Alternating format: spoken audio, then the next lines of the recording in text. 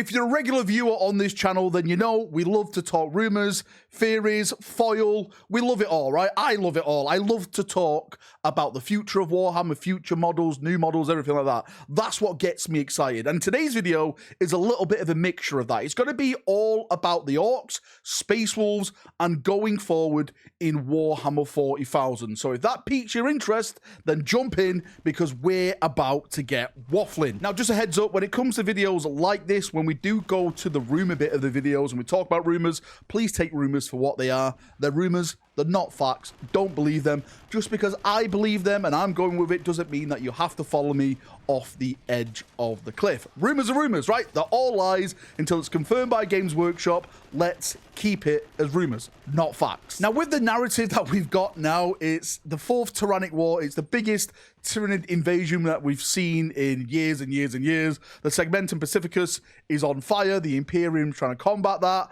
Along the lines, Vastor is trying to ascend to a god. Belisar is called the Silent King. Gilliman is about to get involved in that if that all turns out to be true. There's a lot of big players. Magnus Areda's apparently sending some factions to get involved and everything like that. And I'm sure there's going to be a big fallout from this. But I've been saying for a while now, there's one faction that could take advantage from all of this. One faction, right? Which is probably looking at this and going, let's get scrapping, right? And that is the Orks. The Orks live for war. And right now, we're in the state of the probably biggest war that has ever hit the galaxy. Bigger than the Horus Heresy with the Tyranids, right? Chaos has split the galaxy in half. The Imperium's not at full strength. There's infighting with Chaos. Vastor is about to ascend to a, another Chaos God. The Chaos Gods don't want that, so they're sending their factions to try and stop him and stuff. There's just an utter chaos of war. And I predict, and again, I'm going on with some whispers that I've heard about this, that the Orks are about to become one of the big players going forward in the brand new narrative. Now, I'm sure people are going to say, why the hell are you talking about the next narrative before we've even got to the current narrative with the Tyranids? And do you know what?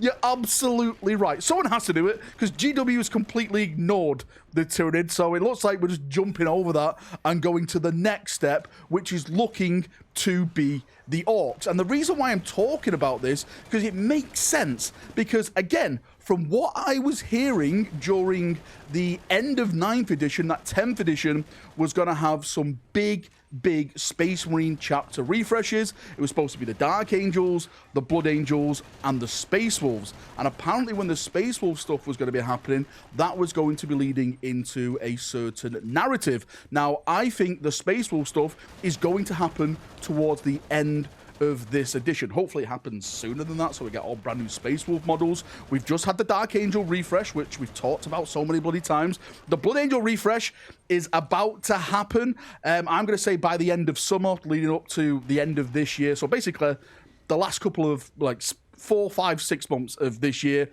we are going to get the Blood Angels, right? That is definitely going to happen. So that just leaves the rumor of the Space Wolves then, because we've had the Dark Angels, we've had the Blood Angels, and it's a Space Wolf. So that whisper from the warp is turning out to be correct. And what also that whisper echoed was with the Space Wolves, there's a potential conflict with the Orks, the Xenos, the Orks, the big boys, right? The greenskins are going to be coming in a big way. Now, we'll get on to the model theory craft and predictions and stuff like that in the latter part of the video. For now, I want to talk about the narrative and the prediction, which I see on the horizon if the Orks do come out swinging, and that is the Orks setting up their own empire in the galaxy. Now, you can argue that they've technically got mini empires, but I'm talking about taking a big chunk of space and saying this belongs to the greenskins. And I think it's all going to start and end at Armageddon. I'm predicting that the Orks are going to take back this planet. The reason I say this, and I've actually been saying it since 8th edition, a lot of people don't understand or still don't realize that Armageddon is the second imperial name for that planet. It wasn't always called Armageddon. It was called Ullanor. Ullanor is the terror of the Orks. It's their home planet. That's where the Emperor, Horus, you know, all his sons went and fought against the big Ork Empire back during the Great Crusade, pushed them back, destroyed the big war bosses on that planet, broke them, had that massive military parade, and yeah, went on from that and all the shenanigans what happened with like the Horus Heresy and stuff like that. But the planet of Ullanor has always been the center of the Ork. And I think if this does happen with the Orks getting involved in the 10th edition narrative, sorry, 11th edition narrative, bloody forget which edition I'm on, if they do get involved in the 11th edition narrative, I can foresee there being another war on Armageddon, the last war I'm predicting, and that is the Orks taking back the planet.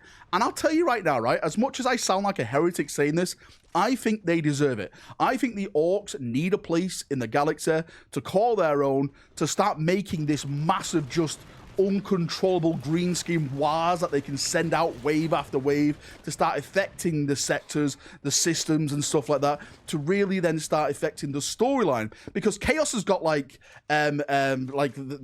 basically the Great Rift across the galaxy, right? They've got the Eye of Terror and stuff like that, where they go and stuff. The Imperium has terror, like the Eldar have, well, technically the Webway, or the Dark Eldar have the Webway, and they're all craft worlds and stuff like that. But the Orcs seem to just be like floating around and bouncing around, and I do feel sorry for them.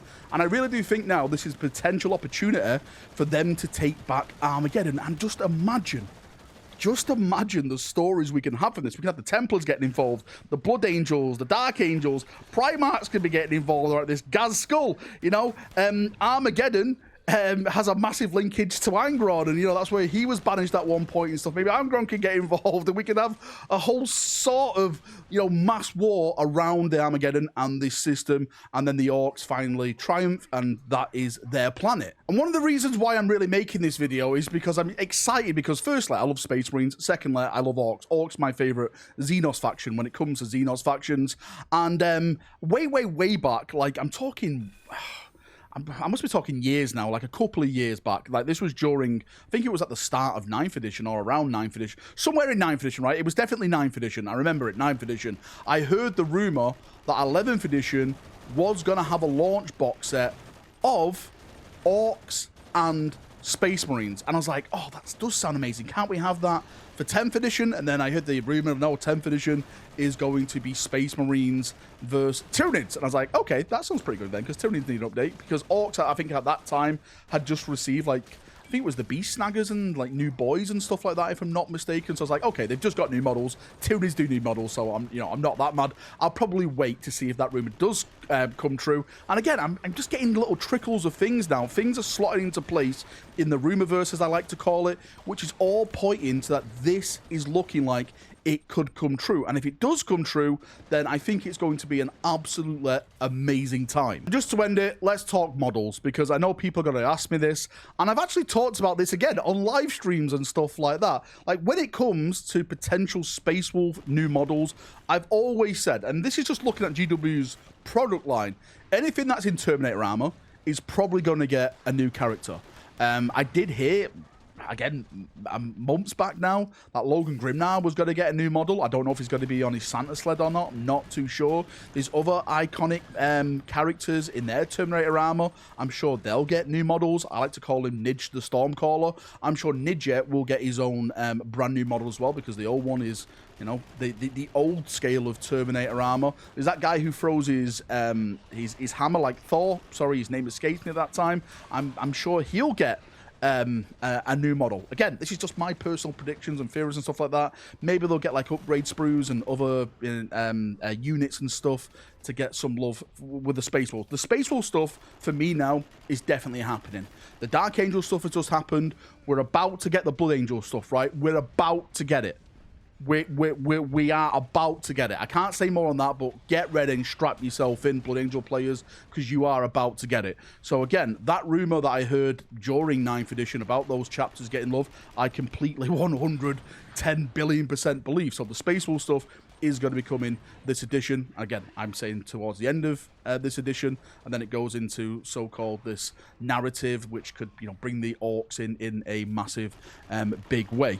In terms of Ork models, because people ask me this, just off the top of my head, I'm thinking like stuff like maybe new Flash kits and stuff like that, maybe new Storm Boys and all those kind of, you know, funky models, which they never got an update. I think you have to look at the Ork range and see what got updated the last time and what needs an update. Maybe more characters.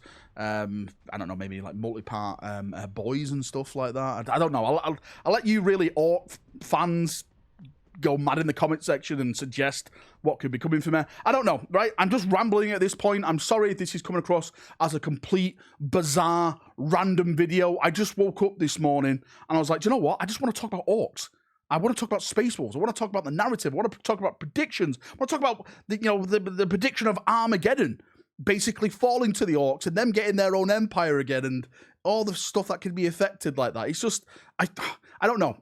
I'm just excited. It's just me doing me. I really need a foil for this video. It's Wednesday. Is it Wednesday? It's Wednesday as I'm recording this now, and it feels like I do need a foil on my head.